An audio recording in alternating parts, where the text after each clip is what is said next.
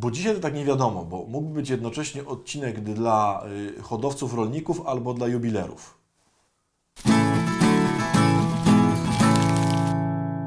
Dzień dobry, witam bardzo serdecznie w kolejnym odcinku jednym słowem. Tak jakoś nam się to robi tutaj w tej naszej nowej edycji, że takie nam trylogie powstają. Nie wiem, czy zauważyliście. W zeszłym tygodniu była trylogia i w tym tygodniu też chyba będzie trylogia. Dlatego, że był pierwszy odcinek o synu marnotrawnym w poniedziałek, o jego rozrzutności, tudzież innym tłumaczeniu tego słowa. Zostajemy dalej w tej przypowieści i zobaczymy sobie jeszcze jedno słówko bardzo ciekawe. Mianowicie słówko, które brzmi keration po grecku, czyli po naszemu strąg. Chodzi o te rzeczy, które on tam jadł. Jak pamiętacie, on kiedyś się tam wylądował w tym chlewie, kiedy się całkowicie zeszmacił, to takim wyrazem jego totalnego zeszmacenia było to, że był strasznie głodny i próbował jeść to, co dają świniom, czyli te strąki. No i mu nie dawali tych strąków, czyli mówiąc krótko, po prostu jest traktowany gorzej niż świnia. Moi drodzy, poszukałem sobie tego słowa strąg. To jest bardzo ciekawe słowo, dlatego że słowo występuje tylko jeden raz w całej Ewangelii. Nigdzie się już nie pojawia, czyli to jest bardzo wyjątkowe słowo. Słowo, które Bóg jedyny raz wypowiedział w swoim Słowie Bożym, więc oznacza pewną bardzo szczególną łaskę. Co to jest ten strąg? Mówią ci cali tam rolniko-archeolodzy, czyli ci, którzy znają się tam na rolnictwie tamtego czasu, że chodzi prawdopodobnie o taką roślinę, która się nazywa szarańczyn strąkowy. Dlatego, że to była w tamtym czasie i w tamtym rejonie śródziemnomorskim najbardziej popularna wtedy roślina pastewna, właśnie którymi żywiono zwierzęta. To była też roślina ludzi najuboższych, dlatego, że ona jest dosyć słodka i można z niej wyprodukować coś na kształt cukru. I w takim sensie ludzie ubodzy, bardzo ubodzy, stosowali to jako zamiennik cukru po prostu. No, żenada w ogóle totalna, bo to w ogóle słodkie nie jest, ale miało udawać cukier. Więc mówiąc krótko, ten chłop po prostu schodzi na samo dno. Jeszcze tylko taka ciekawostka może, ja wiem, że to nie jest jeszcze 5 minutek, ale taka ciekawostka słowna. Czasem się nazywa te strąki, w sensie ten szarańczyn strąkowy, chlebkiem świętojańskim. Taka jest polska nazwa. Dlaczego? Mianowicie dlatego, że chodzi o Jana Chrzciciela. Jak pamiętacie, Jan Chrzciciel jadł szarańcze.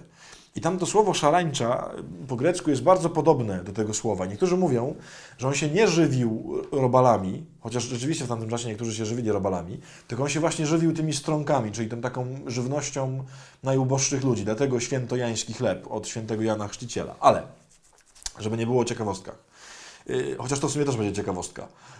Dlaczego to słowo jest takie wyjątkowe? Skoro nie można go porównać do innych rzeczy w Biblii, to poszukajmy czegoś samego w tym słowie. Otóż, moi drodzy, słowo, które znacie z zupełnie innej dziedziny, dlatego mówiłem, że to może być odcinek dla jubilerów również, nie tylko dla tych rolników. Słowo karat. Wiecie, że złoto się na przykład mierzy tak w karatach. To oznacza pewnego rodzaju czystość złota, że tak powiem, ilość złota w złocie i tak dalej.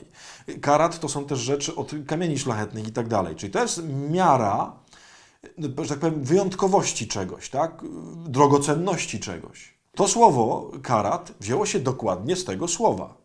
Dlatego, że w starożytności używano tych ziarenek, tych strąków, one wszystkie były podobno takiego samego kształtu i miały taką samą wagę, około 200 mg.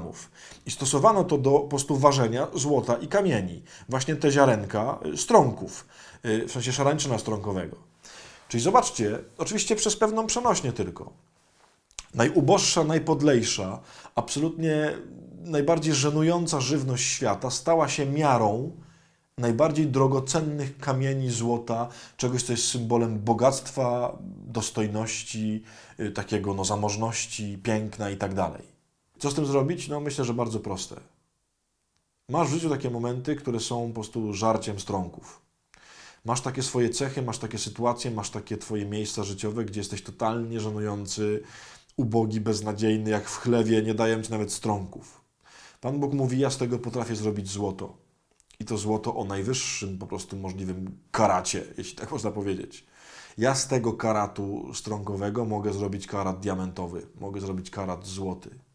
To jest trudna sprawa, uwierzyć, że tam, gdzie jest beznadziejnie, może być z tego dobro. Ja wiem, że mówiłem o tym już prawdopodobnie jakieś 8 gazylionów razy i będę o tym gadał do końca życia, bo to jest najważniejsza myśl mojego życia.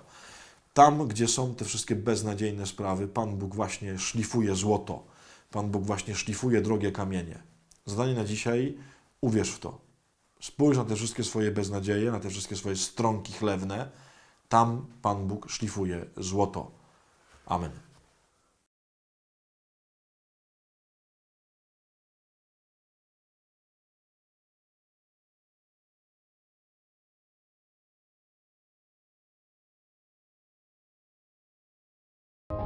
W końcu któregoś dnia, po takim czajeniu się i obserwowaniu, jeden ze strażników podszedł do rabiego Isaaca i zapytał: co ty tu robisz, dlaczego tak ciągle tu chodzisz?